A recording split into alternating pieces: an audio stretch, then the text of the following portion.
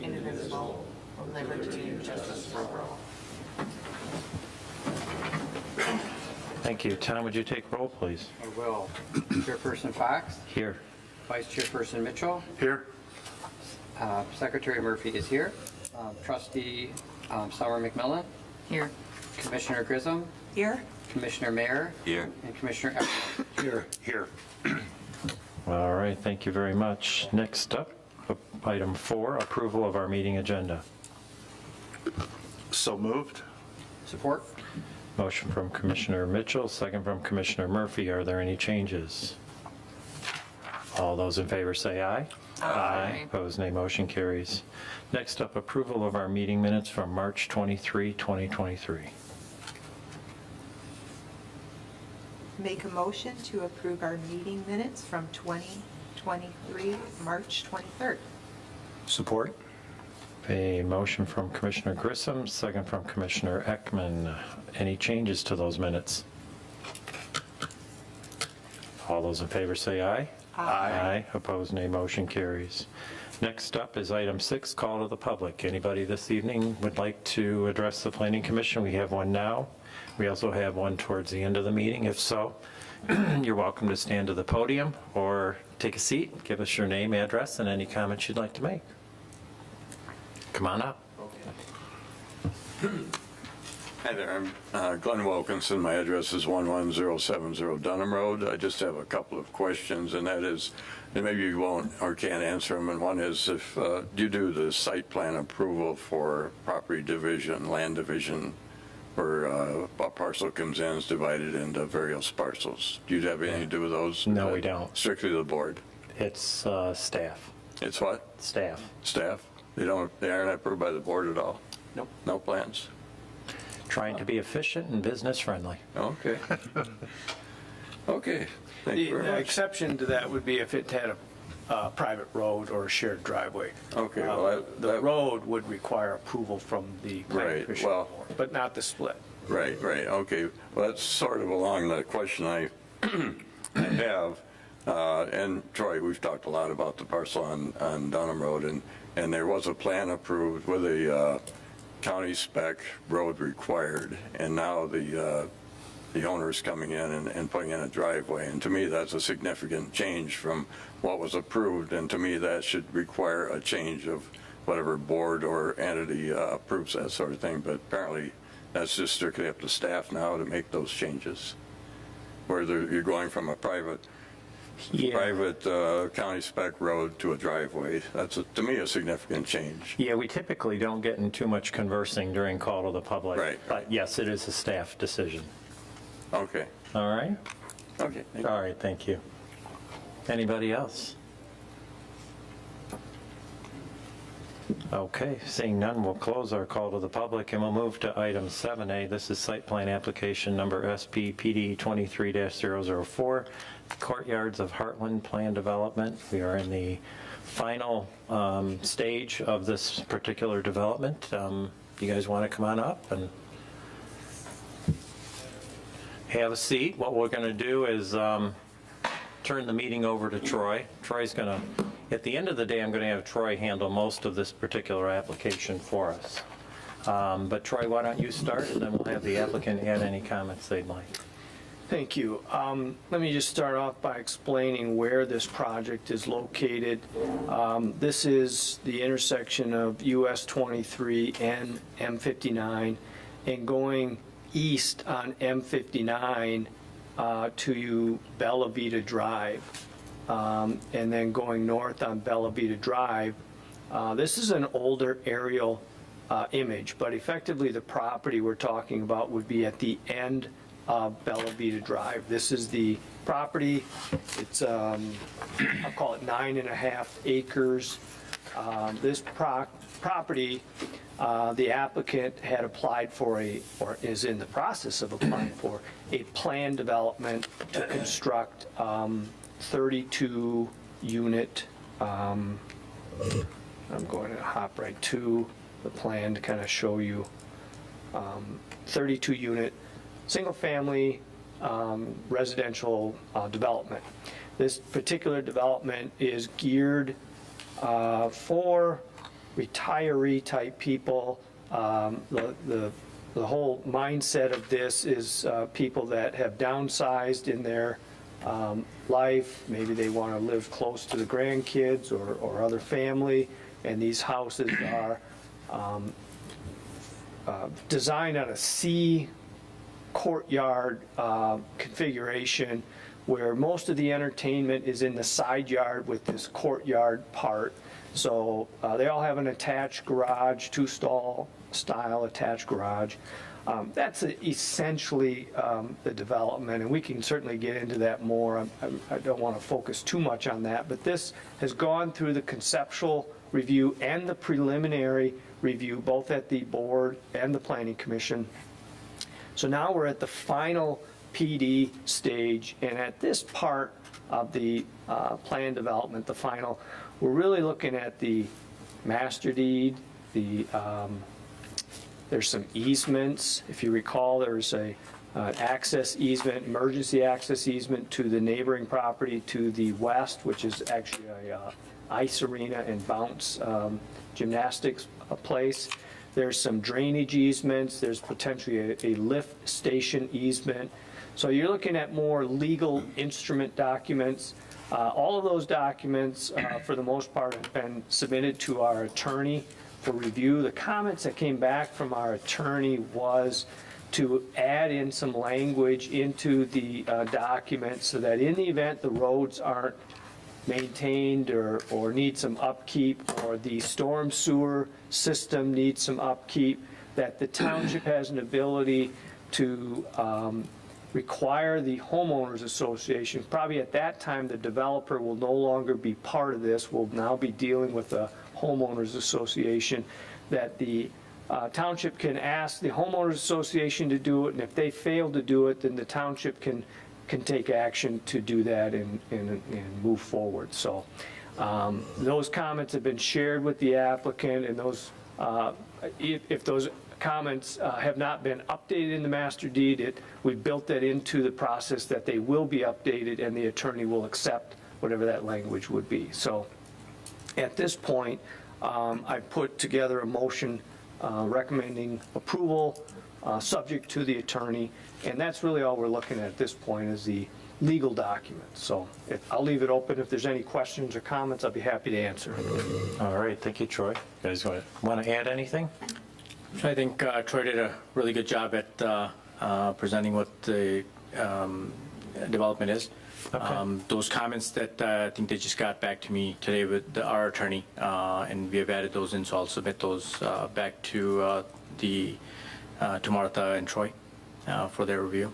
So I think other than that, we don't have anything to add on it, unless you do, Steve. No, I'll just say it's pretty standard for us to set aside capital reserves for future improvements and within the HOA for street maintenance and anything else that the HOA would have to cover. Okay. Any question on legal documents, those types of things? As Troy mentioned, this is pretty much where we are in the process. Comments on the letter? Any thoughts? Everybody kind of good with it?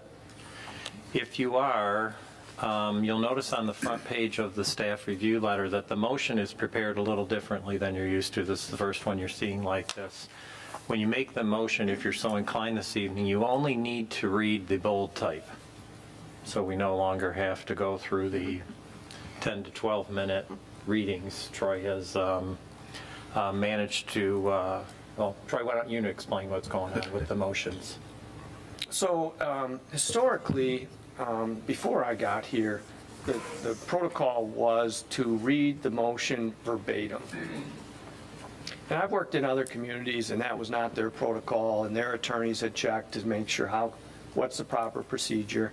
And so I decided, it seems like maybe that's an area I could offer to improve. It's not necessary to read the whole thing if you're referencing additional conditions or requirements, and it's clear as to what you're referencing.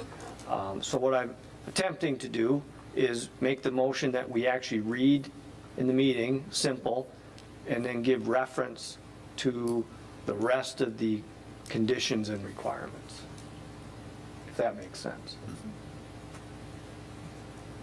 So now we won't have to argue who wants to not speak for 12 minutes of reading a motion anymore. Kind of feeling bad because Sue always does such a nice job. reading Yes, she all does, along. you're right.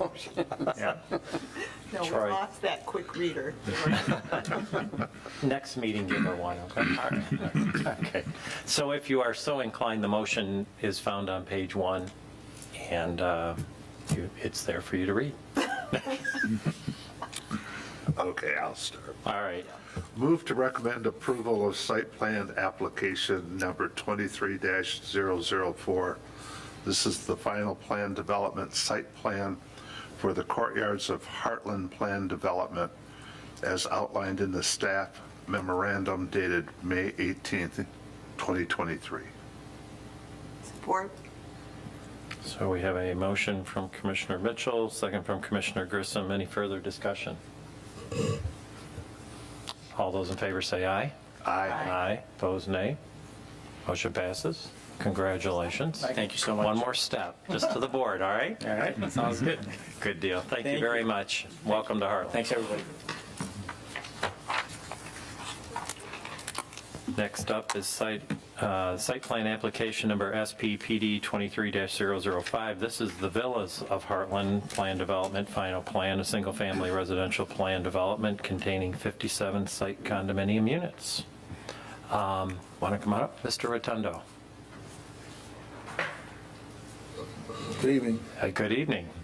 We'll do the same thing. We'll let Troy introduce the project, and any specific notes you would like to make, Troy, please do so. Yeah, thank you. Let me start off by explaining where this property is located. Again, I start at the intersection of US 23 and M59.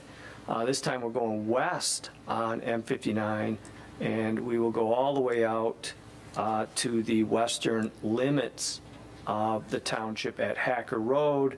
Going north of Hacker Road, we have a couple parcels right in this area here. I'll zoom in a little bit. So this would be Walnut Ridge Estates, this would be Grumlaw Church, and then this would be the property that we're looking at for this development. And this is a planned development. The applicant has applied for planned development to do, is it 57? Yes. 55, is that what it was? I lost my note on that. So, yeah, 57 detached, single-family homes. So let me pull up the plans. And again, just like the last one, we're not going to be focusing so much on the plan itself, but just to give you a quick overlay of what we are looking at, with Hacker Road being on this side of the plan. The main drive would come in. There's a cul-de-sac right here, and then there's another cul-de-sac on the north here. At one time, we had discussions extending to Walnut Ridge. That was abandoned, so it now ends in a cul-de-sac, and then a emergency access here would extend out to Hacker Road in the event that this were blocked and you needed to still gain access. Here's that emergency access. So this is the development. This is a little differently laid out than the courtyards. Oops. What you have is, these are sites. So if I pick on site number 9, so basically this is the building envelope. So the home would be built within this, the deck, the patio, any portion of the home would be built within this, and then everything outside of that is common area. So they wouldn't be able to get outside of that because, well, they wouldn't own that. That's a common area. So that's how this one's laid out. During the review, the applicant had showed the homes that they were looking at, and of course you've seen all of that stuff. So this has gone through the conceptual review, the preliminary review, and now we are at the final review. It's gone to both Planning Commission and the board for both of those, and now it's the final review. And again, we are looking at the master deed, the plan development agreement, as well as any easement documents.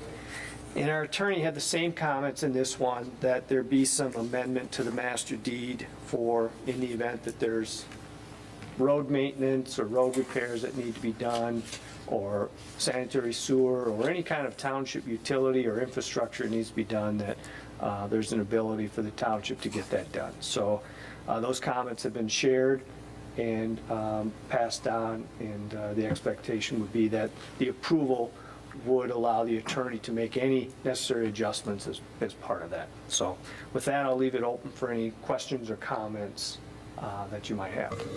All right. Your turn, Mr. Rotundo. Anything to add? No, I think Troy did a nice job. Anything we have to take care of through the attorney, we're working on it. We haven't done it yet, but we'll get it done. All right, sounds good. Any questions or comments on this particular project? Not, and you're so inclined, also on page 1, there is a motion.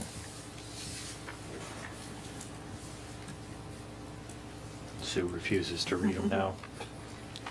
I move to recommend approval of site plan application number 23-005, the final plan development site plan for the Villas of Heartland plan development as outlined in the staff memorandum dated May 18th, 2023.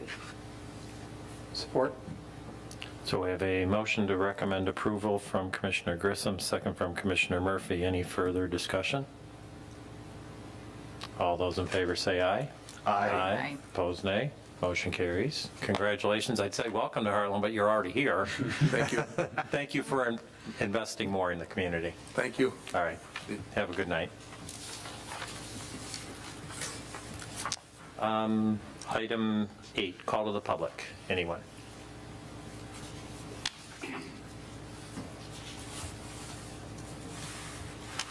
Hello, my name is Henry Nichol. I live on Hacker Road, across from the proposed subdivision, Villas of Heartland. My opinion from reading everything, this goes against Heartland's master plan to have this many houses in this close proximity. As it is right now, there's one house on 2 acres. This is going to be like 3 houses on almost 2 acres. So also using the township's 10 trips per day per household, this equates to like 570 vehicles adding to the traffic on Hacker Road 259. So has there any traffic study been done, especially when the church is involved with this? Because this is going to add a whole lot more vehicles to this intersection at different times, because the church has a lot of different events that goes on. So the other concern that I have is the water. I still have concerns about the water runoff from the proposed Villa Heartland, from natural runoff to the possible retention pond leaking or overflowing, which will migrate downhill to the protected wetland that is behind my house on the west side of Hacker. From all the density of these houses, there's a lot of things that could happen. There's no guarantee that the wetland has protection from foreign contaminants coming from anything in these properties. Now, there is going to be sewers and other things like that, and I understand about the retention pond, but that doesn't catch everything. So if there's going to be any kind of changing to the ecosystem of this wetland, my concerns are being noted now. This is all for the record. So for the need for the future and the protection needed for possible cleanup or mitigation, I'm making it aware and on the record that the parties who allowed this to be as dense as it is, along with the housing, along with the builder and the future association, that they will have to be responsible for cleanup of this water system. So this is all I have to say about this, and it's like, hopefully make some good decisions. Thank you. All right, thank you very much. No one else? We will move to planner's report. Troy, anything this evening? I do have just one thing. Pre-COVID, if that's the term, we used to do our packets to the Planning Commission. We did complete hard copy packets. Once we had COVID and we had remote virtual meetings, everything kind of became a electronic packet. As we got back to normal meetings, such as we're doing tonight, we never really switched away from electronic packets. Some of you have come up to me and said, I'd like a hard copy packet, and we've made those accommodations. I really feel I need to just let you know that if that's something you want as a hard copy packet, we would be happy to get that. You shouldn't have to come up to me individually, just somehow let me know what you want, and we'll be happy to.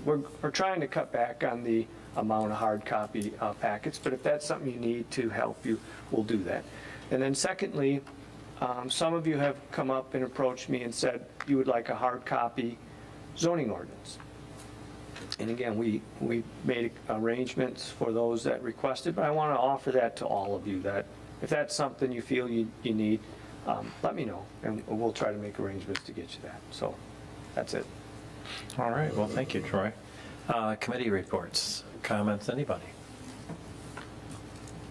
Everybody good? Well, I can comment a little on the Ordinance Review Committee. What an amazing group. They are working away on a solar ordinance.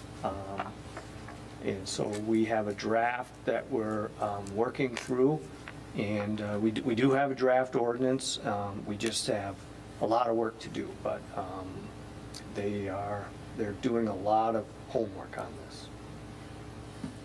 So we have a meeting 31st, I think it is, so we got more work to do. But Great, thank you.